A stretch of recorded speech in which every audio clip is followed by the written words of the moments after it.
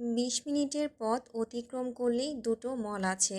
তন্ময় সেখানেই চলে যেত বাজার সদাইয়ের জন্য। তবে জবেদা বেগম পূর্বেই ছেলের হাবভাবের সঙ্গে পরিচিত বলে দৃঢ়ভাবে বলে দিয়েছেন এলাকার বাজার হতে তাজা শাকসবজিগুলো নিয়ে আসতে। তাদের এলাকার বাজার আবার বেশি দূর নয়, 10-15 মিনিটের রাস্তা কেবলমাত্র। এই সময়ে বাজারে তরতাজা শাকসবজি উঠেছে। অগত্যা বাধ্যপুত্রের ন্যায় তন্ময় বাজারের উদ্দেশ্যে বেরোলো। অরু তার পাশেই শান্তশিষ্ট পদচারণ চালিয়ে হাঁটছে। ছোটোখাটো উচ্চতার সে তন্ময়ের কাঁধে সামান্য নিচুতে পড়েছে।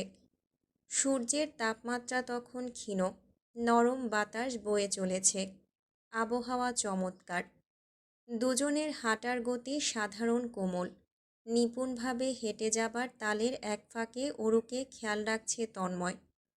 সুকৌশলে অরুকে সুরক্ষিত পাশটায় হাঁটতে দিয়ে সে হয়েছে দৃঢ় দেয়াল। চলার পথে সুপরিচিত অনেকের সঙ্গে দেখা হচ্ছে। তন্ময় ভদ্রতার খাতিরে থেমে থেমে 2 বাক্যের আলাপ জুড়ছে। অরু চুপচাপ পাশেই দাঁড়িয়ে থাকছে সেই সময়টুকু। তন্ময় বাদে ওর আর কোনো প্রকার কোনো কিছুতেই মাথা ব্যথা নেই। মেয়েটার এহেন উদাসীনতা উপলব্ধি করে সে অগোচরে ঈষৎ হাসল। এই সময়ে বাজারে কিঞ্চিৎ ভিড়ের হইচইয়ের দেখা মিলল। তন্ময় পকেট থেকে লিস্টের কাগজ বের করল। চারিপাশে বিচক্ষণতার দৃষ্টি ফেলে তাকালো। অরুর তুলতুলে নরম ডান হাতটা নিজের হাতের মুঠোয় নিয়ে নিল। এগুতে এগুতে সতর্ক করল, পাশে পাশে থাক। অরুর অষ্টাদশী হৃদয়ে তখন উষ্ণ পরশের তীক্ষ্ণ অনুভূতির বিরাজ। সে কোনো মতে 2বার মাথা নাড়ল। একচিত্তে চেয়ে রইল পুরুষালী হাতের মুঠোতে থাকা তার ছোটোখাটো হাতখানার পানে। দুটো একত্রিত হওয়া হাত জোড়ার দৃশ্যটুকু নির্নিমেষ উপভোগ করল। তন্ময় তখন ব্যস্ত কেনাকাটাতে। গুনে গুনে 20 মিনিট বাজারে চলে গেল। তালিকায় থাকা শাকসবজি নেওয়া হতেই একটা রিকশা থামালো। অরু উঠে বসতেই তন্ময় পাশে উঠে বসল। 2 হাতে তার শাকসবজির ব্যাগ। তন্ময় এই যাত্রায় উপলব্ধি করল অরু উসখুস করছে। আড়ে আড়ে চেয়েই চলেছে। এবারে ভ্রু তুলে দৃষ্টিতে দৃষ্টি মেলতেই অরু চোরের মতো এলোমেলো দৃষ্টিতে এদিক ওদিক তাকাতে লাগল। তন্ময় নিবিড়ভাবে ওর সুশ্রী মুখমণ্ডল দেখে শুধালো, কিছু হয়েছে? অরু অকপটে জবাবে মাথা নাড়াল, যার অর্থ বোঝালো কিছুই হয়নি। মুখে সে কুলু পেটে থাকল। তন্ময় জিজ্ঞাসু দৃষ্টিতে তখনও চেয়ে, যেন দৃষ্টিতেই বলছে দ্রুত বল কি হয়েছে। অরু আর চোখে চেয়ে এই যাত্রায় মুখ খুলল, কিছুই হয়নি, আমি শুধু দেখছিলাম। তন্ময় নির্বিকার হাবভাবে বলল, আমাকে নাকি? অরু বিরক্ত গলায় জানালো, আশপাশটা দেখছিলাম। তন্ময়ের কণ্ঠ জুড়ে নির্লিপ্তের ছাপ। ও আচ্ছা, কেমন লাগলো আশপাশটা? সুদর্শন তো? অরুর মেজাজ বুঝি খারাপ হলো। কণ্ঠস্বরে একরোখা তেজি ভাব। 2 ধাপে উচ্চমাত্রায় পৌঁছালো। আশপাশ সুদর্শন হয় কিভাবে ভাইয়া? সুদর্শন পুরুষদের সৌন্দর্য বর্ণনাতে ব্যবহার করা হয়। আমি তো আমার আশেপাশে কোনো সুদর্শন পুরুষ দেখতে পারছি না। তন্ময় ভ্রু নাচিয়ে প্রশ্ন করে বসল, আর ইউ শিওর? অরু অন্য পাশে ফিরে তাকিয়েছে ইতিমধ্যে। ওর কালো ঘন চুলগুলো ঝুঁটিতে বাঁধা। ওড়নার একাংশ তার কোলে পড়ে। অরুর মুখশ্রীর একপাশটা তন্ময় দিব্যি উপভোগ করল। লালাভ গাল দুটো জাহির করছে অরু লজ্জিত। ওর লাজুক হাবভাব লুকানোর বৃথা প্রচেষ্টা সে দারুণভাবে তৃপ্তি সহকারে ভক্ষণ করল। এবারে রিকশাটা এসে থামল শাহজাহান বাড়ির সামনে। অরু তৎপর নেমে এলো। আগে ভাগে ভেতরে চলে গেল। দারোয়ান চাচা ছুটে এলেন। বাজারের ব্যাগগুলো 2 হাতে তুলে নিলেন। নিজ উদ্যোগে অগ্রসর হলেন ভেতরে। রিকশা ভাড়া মিটিয়ে তন্ময়ও ভেতরের উদ্দেশ্যে হাঁটা ধরল। অরু রান্নাঘরে ছোক ছোক করছে। গরুর মাংস রান্না করতে যাওয়ার ভূতটুকু এখনো মস্তিষ্ক থেকে বিতাড়িত হয়নি। সুমিতা বেগম গলা তুলে বললেন, গরুর মাংসগুলো কেন নষ্ট করতে চাচ্ছিস? হ্যাঁ, আজ মেহমান আসবে, আবোল তাবোল কাজকর্ম অন্য একদিন করিস। অরুর ভোঁতা মুখটুকু দেখে তন্ময়ের হৃদয় নরম হলো, মায়া লাগলো। একটু না হয় কষ্ট করে খেয়ে নেবে, 10 মিনিটের কষ্ট প্রেয়সীর সম্মুখে নিছক বটে। তন্ময় লিভিং রুমের সোফায় বসতে নিয়েই উচ্চকণ্ঠে বলল, ইচ্ছে যেহেতু হয়েছে ওকে রাত্রে দিন চাচি। সুমিতা বেগম অসহায় অনুভব করেন, তোদের আশকারাতেই এই মেয়ে এমন বাদর হয়েছে। জবেদা হেসে বলেন, থাম তো, আমাদের মেয়ের রান্না আমরাই খাবো, মেহমানদের জন্য তো রান্না হচ্ছে। এই অরু, আয়, বড় মায়ের কাছে আয়, আমি পাশ থেকে একটু বলে কয়ে দিব, ঠিক আছে? মুরগি যেভাবে চাল খায় অরু সেভাবেই লাগাতার মাথা দোলালো। ত্বরান্বিত পায়ে এগিয়ে গেল জবেদা বেগমের পাশে, মন প্রাণ লাগিয়ে নিপুণভাবে শিখতে লাগলো গরুর মাংস রান্না। অদূর হতে এই দৃশ্য দেখে তন্ময় ভাবল, খাবারের টেস্ট ভালো না হলেও তার হৃদয় নিশ্চিত আজ প্রশান্তিতে পরিপূর্ণ হবে। দ্বিপাহরিক নামাজের আগ পর্যন্ত রান্নাঘর জুড়ে রান্নাবান্না চলল। তন্ময় নিজ কক্ষে ফিরে এসেছে, ওয়ার্কআউট করে গোসল নিয়ে ফেলেছে। ফিনান্সিয়াল মিসম্যানেজমেন্টের বইটা নিয়ে বারান্দায় বসেছে, মনোযোগ সহ সে বইটা পড়ছে। এর মধ্যে তাকে বিরক্ত করতে 2-3 বার দীপ্ত এসেছে। ল্যাপটপ নেবার অজুহাত ধরে সাবিহ মিনিট খানেক পূর্বে এলো। তৃতীয়জন অর্থাৎ রুবি এলো এখন। তন্ময় তড়িৎ বইটা বন্ধ করল। গুরুগম্ভীর মুখে গম্ভীর কণ্ঠে ধমকে সুরে শুধালো, কি চাই? রুবি চমকালো, বুঝল দুজনের দুষ্টুমির অপরাধ তার কাঁধে পড়েছে। অতএব তোতলানো সুরে জানালো, কিছু না ভাইয়া। বলেই সে এক দৌড়ে পালালো। তন্ময় দীর্ঘশ্বাস ফেলে উঠে দাঁড়ালো। বাসার সবগুলো বাদর ফিরেছে, এখন আর শান্তি মতো বই পড়া সম্ভব নয়। বইটা শেলফে রেখে পিছু ফিরতেই অরুর আদুরে মুখশ্রীর দর্শন হলো। তন্ময় ভ্রু তুলে বলল, আপনার কি প্রয়োজন? অরু মুহূর্তেই মুখ ভেঙালো, হনহনিয়ে বেরিয়ে গেল। চলে যাওয়ার জন্য এসেছিল বুঝি? কপালে 2 আঙ্গুল ঘষে তন্ময় দীর্ঘশ্বাস ফেলল। দেয়াল ঘড়িতে নজর পড়তেই দেখল 2টো বাজল বলে। সেলফোন হাতে তুলে দেখল মিসড কল এসে আছে, কল ব্যাক করে কথা বলছিল। ওই সময় দীপ্ত দুয়ার হতেই চেঁচিয়ে ডাকল, ভাইয়া, মেহমান এসেছে, বড় মা ডাকছে। ডেকেই উধাও সে। তন্ময়ের হাতে কেলানি খাওয়ার বিন্দুমাত্র ইচ্ছে তার নেই। কথা শেষ করে তন্ময় কক্ষ ছেড়ে বেরোলো। লিভিং রুম হতে ভেসে আসছে আলাপের উচ্চধ্বনি। সিঁড়ি বেয়ে নামতেই লিভিং রুমে বসা রেহেনুমা বেগম এবং রেবেকার সম্মুখে পড়তে হলো। ভদ্রতাসূচক অনুভূতির প্রকাশ ঘটাতে সালাম জানালো। রেহেনুমা বেগম হেসে দুলে তন্ময়ের সম্বন্ধিত আলাপ শুরু করলেন। রেবেকা উঠে এসে হেসে প্রশ্ন করল, কেমন আছেন? তন্ময় সাবলীলভাবে বলল, ভালো, আপনি? রেবেকা হাস্যোজ্জ্বল মুখে জানালো, আলহামদুলিল্লাহ, আজ অফিসে যাননি? তন্ময় নিজ মনে দীর্ঘশ্বাস ফেলে বিড়বিড়িয়ে উঠল, প্রেয়সীর মনোমালিন্যতা ভাঙতে চুমু খেয়েছি, সেই চুমু খেয়ে আমি ক্লান্ত, তাই আর অফিস যাইনি। মনে অশ্লীল চিন্তাভাবনা জাহির করল মুখে সে জেন্টেলম্যান। একদিন ব্রেক নিলাম। অরুর ছায়াও এতক্ষণ আশেপাশে ছিল না, তবে এই যাত্রায় কোথা হতে যেন উদয় হলো। জাসুসের ন্যায় নাকমুখ কুঁচকে সামনে এসে দাঁড়িয়েছে। সরু চোখে বারংবার রেবেকার মুখ পানে চাইছে। জবেদা বেগম হেসে আহ্লাদিত ভঙ্গিতে মেহমানদের ডাইনিংয়ে আসতে বললেন। ইতিমধ্যে মুফতি বেগম, সুমিতা বেগম খাবার দাবার পরিবেশনের কাজে লিপ্ত হয়েছেন। তন্ময় একপাশে বসল, তার বাম পাশে এসে বসল দীপ্ত। ডান পাশে আশ্চর্যজনকভাবে রেবেকা বসেছে। এতে তন্ময় নির্বিকার এবং উদাসীন। বিষয়টা সে খেয়াল করেনি।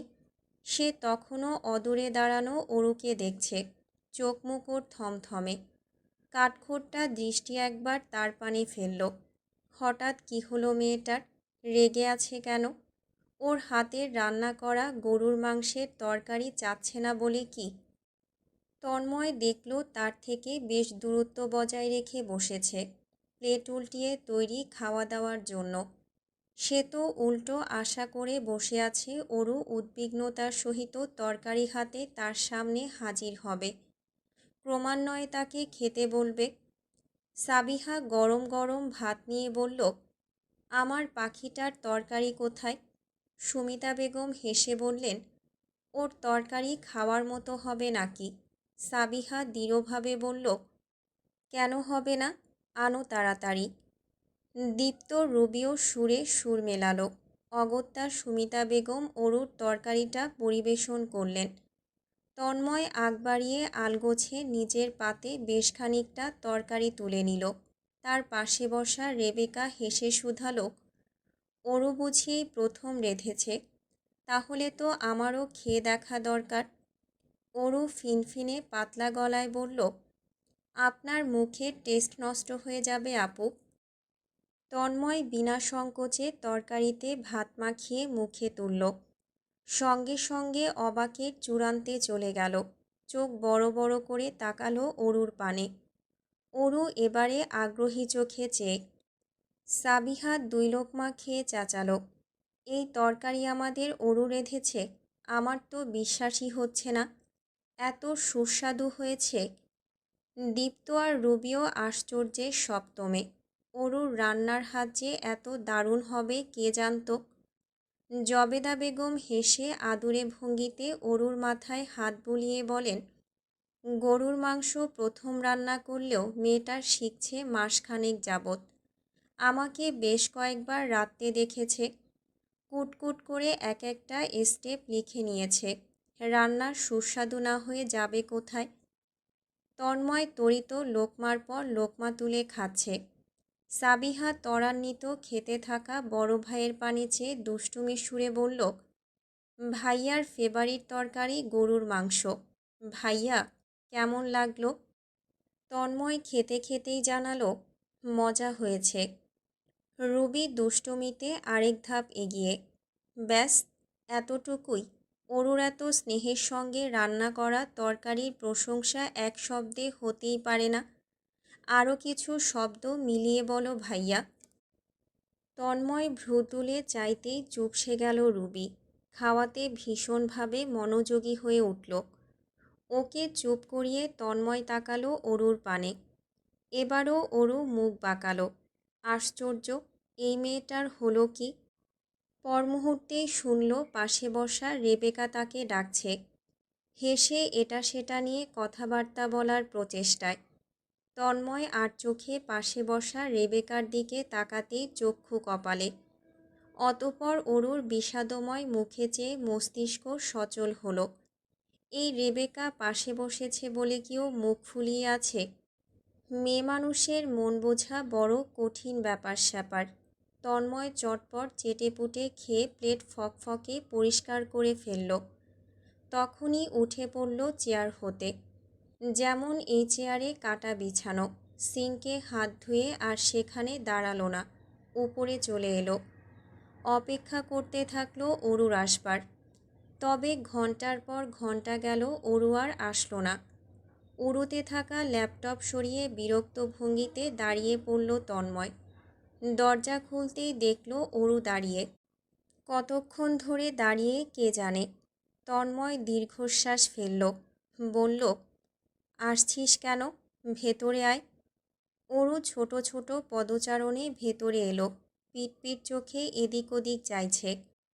অধৈর্য তন্ময়ী শেষমেশ শুধালো, তোর হাতের রান্না কেমন লাগলো জানতে চাইবি না? ওরও বিড়বিড়িয়ে বলল, বলেন। তন্ময় ঈষৎ অদেখা হাসে, কণ্ঠ খাদে নামিয়ে বলে, ভীষণ সুস্বাদু। আমাকে মাঝে মধ্যে রান্না করে খাওয়াতে হবে। খাওয়াবি তো? ছোট এই কমপ্লিমেন্টে অরুর থমথমে মুখমণ্ডলে রোশনি ছড়ালো। লাজুক ভঙ্গিতে হেসে মাথা দোলালো। ছোট করে বলল, হুম। মাগরিবের আজান দিয়েছে, গুনে গুনে ৮ ঘন্টা পেরিয়েছে। তন্ময় প্রস্তুত বেরোনোর জন্য। ইতিমধ্যে তার সেলফোনে কিছু সংখ্যক মিসড কলের আগাম বার্তা পাঠিয়েছে। এই মুহূর্তে পুনরায় ভাইব্রেট হতেই আপকামিং কলটি রিসিভ করল। নিজ কামরা ছেড়ে পেরুতে পেরুতে ফোনখানা কানের কাছটায় তুলল। কলের মালিক সৈয়দের কণ্ঠ ওপাশ হতে উত্তেজিত প্রবণতায় জর্জরিত। এক প্রকার আবোল তাবোল বকছে। সিঁড়ি ভেঙে নামতে নামতে তন্ময় শুধালো, কি এমন হয়েছে? সৈয়দ হুড়মুড়িয়ে বলে উঠল, আয় দ্রুত, সিনেমা না হলে মিস করবি। আপাতত স্লো পেস্টে আছে, ক্লাইম্যাক্স শুরু হওয়ার আগেই চলে আয়। ওরু লিভিং রুমে বসে সাবিহা রুবির সঙ্গে। তিনজন একসঙ্গে লেপ্টে টেলিভিশন দেখছে। ভীষণ উত্তেজিত তাদের অঙ্গভঙ্গি। তন্ময় অদূর হতেই যতটুকু বুঝতে পারল ওরা নাটক দেখছে। একটা ড্রামাটিক হিন্দি সিরিয়াল, যা প্রায় দৈনন্দিন সময় করে দেখে। এই অপ্রয়োজনীয় সব গান বাজনা ভর্তি সিরিয়ালে মেয়েগুলো কী পায় কে জানে। শব্দদূষণ বই কি আর কিছুই নয়। প্যান পকেটে সেলফোন ঢুকিয়ে লিভিং রুমে পৌঁছে বিনা বাক্যে টেলিভিশন বন্ধ করে দিল। গুরুত্বপূর্ণ একটা দৃশ্য চলছিল তখন। টান টান উত্তেজনাপূর্ণ সময়ে ব্যাঘাত ঘটাতে ওরু তখনই মাথা তুলে চাইল। পরিপাটি লম্বাটে দেহের গম্ভীর মুখের ভ্রু তুলে তাকানো তন্ময়কে দেখে স্বভাবসুলভ ভীরু হলো। পরমুহূর্তেই ভীরু হৃদয়কে বুড়ো আঙুল দেখিয়ে দাপিয়ে উঠে দাঁড়ালো। কণ্ঠে তেজস্বিনী রূপানার বৃথা চেষ্টা চালালো। কেন বন্ধ করলেন তন্ময় ভাই? অরুর মতন বিদঘুটে সাহস আবার সাবিহা রুবির নেই। বড় ভাইকে দুজন এহেন প্রশ্ন করবার সাহস পেল না। এখন তাদের বই নিয়ে টেবিলে বসার সময়, তা না করে টেলিভিশন দেখে হাসছে। এই তো তাদের বড় অপরাধ। ধমক যে এখন অবধি দেয়নি তাই অনেক। দুজন আর চোখে অরুকে একপল দেখে। আলগোছে মাথা নত করে এখান থেকে কেটে পড়তে উদ্যত হলো। নিঃশব্দে ত্বরান্বিত পদচারণ ফেলে লিভিং রুম পেরিয়ে সিঁড়ি বেয়ে উপরে উঠে নিজেদের ঘরে চলে গেল। অরু তখনও জবাবের প্রত্যাশায় চেয়ে আছে। তন্ময় নির্বিকার গলায় জানতে চায়, তোর পড়াশোনা নেই? মুহূর্তেই অরু চুপসে যায়। পড়াশোনার সম্পর্কিত ব্যাপারে এই বাড়িতে কোনো প্রকার ছাড় নেই। বাবা হতে চাচ্চু কেউই এই বিষয়ে তাকে আহ্লাদীপনা দেখাবে না। বরঞ্চ গম্ভীর কণ্ঠে বলবে, পড়াশোনা ইজ ইম্পর্ট্যান্ট আম্মু। তন্ময় তোমার ভালোর জন্যই বলছে। অযাচিত পড়াশোনা নিয়ে সকলের এত মাথা ব্যথা কেন? অরু কাচুমাচু ভঙ্গিতে বলল, আমি তো একা দেখছি না, আপুরাও সঙ্গে আছে। তন্ময় ঈষৎ হাসিটুকু গিলে শুধায়, কোথায় তোর আপুরা? অরু রাগান্বিত চোখে চেয়ে থাকে। পেছনে দৃষ্টি না ফেলে আঙুল তাক করে বলে, আপনি কি অন্ধ? তন্ময় ভ্রু তুলে হতাশ গলায় জানায়, তাই তো মনে হচ্ছে, না হলে কাউকে দেখব না কেন? অরু কিঞ্চিৎ ভ্রুদয় কুঁচকে বসে। সন্দিহান ভঙ্গিতে মাথা বাঁকিয়ে পিছু ফিরে যায়। ফাঁকা সোফাটা দেখে নির্বাক হয়। আশেপাশেও পরিপূর্ণ দৃষ্টিতে চেয়ে দেখে। তার আপুদের চুল অবধি কোথাও নেই। দুজন তাকে ফেলে পালাতে পারল। অরু গাল ফুলালো। চোখে মুখে আধার নামল। মাথা ঘুরিয়ে বুক ফুলিয়ে শুধালো, বেশ করেছি, একা একা টিভি দেখেছি। কি করবেন? তন্ময় হাত ঘড়িতে নজর বোলালো। কাঁটা ঘুরছে 7টা 10-এ। বেরোনোর প্রয়োজন এক্ষুনি। বন্ধুবান্ধব সব লেকের পাড়ে ইতিমধ্যে উপস্থিত। সে ত্বরান্বিত পায়ে যাবার জন্য উদ্যত হলো। যেতে যেতে বলল, এসে দেখছি তোকে কি করা যায়। আপাতত রুমে গিয়ে পড়তে বস। তন্ময় দরজা পেরিয়ে বেরিয়ে গিয়েছে। গাড়িটা বের করে ড্রাইভিং সিটে বসেছে। চাবি ঢুকিয়ে গাড়ি স্টার্ট করতেই দেখল অরু জানালার সামনে দাঁড়িয়ে। চোখে মুখে প্রত্যাশার সাথে যাওয়ার তীব্র আকাঙ্ক্ষা। কাজ নামিয়ে দিতেই আগ্রহী গলায় জানতে বলল, কোথায় যাচ্ছেন? তন্ময়ী সুষ্টি মুখ পানে চেয়ে থমকালো, থেমে থেমে জানালো, একটু কাজ আছে। অরু ইনিয়ে বিনিয়ে চলেছে। সে সঙ্গে যেতে চাচ্ছে, হাবভাবে স্পষ্ট। ঘুরতে ফিরতে এই মেয়ে পটু, তবে আজ তন্ময় নরম হবে না। অরু যেতে চায় বললেও তার কাট জবাব হবে না। সে মোটেও চায় না অরু সঙ্গে আসুক, নাইবা সে সঙ্গে নেবে। তার বন্ধু বান্ধব এক একটা ঠোঁটকাটা স্বভাবের, মুখ অশ্লীলের চূড়ান্তে। বলে কয়েও ওদেরকে থামানো সম্ভব নয়। গড়গড় করে উলটপালট সব বলবে, যা এই মুহূর্তে তন্ময় চাচ্ছে না অরু শুনুক জানুক। তাই অবলীলায় বলল, ঘরে যা। দারোয়ান চাচা দরজা খুলে দিয়েছে। তন্ময় একটানে বেরিয়ে গেল। ক্ষণিকের জন্য আয়নাতে দেখতে পেল অরুর উদাসীন মুখশ্রী। ওই উদাসীন মুখ পানে চাইতেই ইচ্ছে করল ফিরে গিয়ে ওকে সঙ্গে নিতে। তবে না, সেটা অবশেষে সে করল না। ব্যস্ত সড়ক পথ ধরে যেতে যেতে অন্যমনস্ক হলো। এই একটা বাজে স্বভাব তার। অরুকে কোনো বিষয়ে প্রত্যাখ্যান করতে পারে না। যদি কারণবশত করেও তার মন তখন আনচান করতে থাকে। জাদুটোনা কি অতিরিক্ত করেছে তার উপর? না হলে এমন বিশ্রীভাবে ভালোবাসার জালে ফাঁসবে কেন?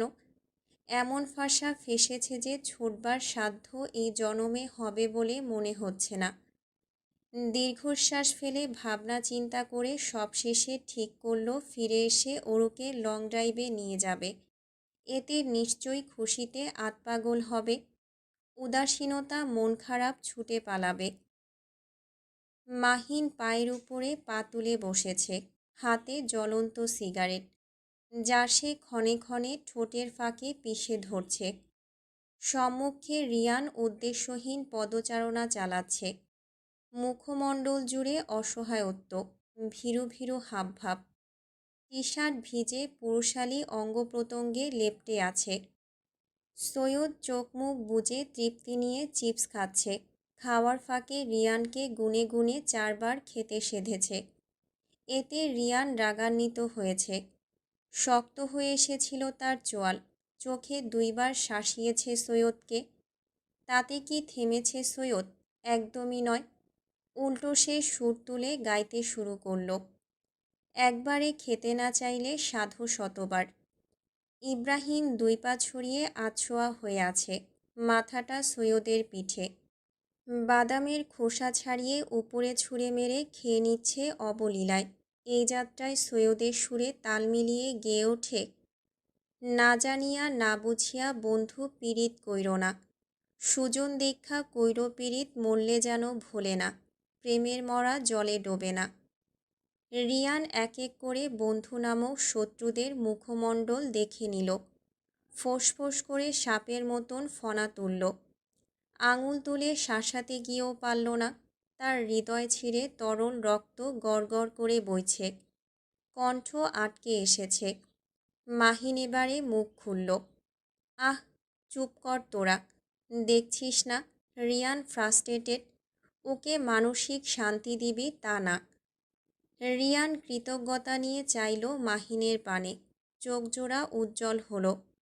মুখ খুলেছে কিছু বলবে, ওই সময় মাহিন সুর উঠিয়ে গেয়ে ওঠে, বিচ্ছেদ তো লেখাই ছিল, পীড়িতি করে লাভ কি হলো সখা, ও সখা গো পীড়িত করো না।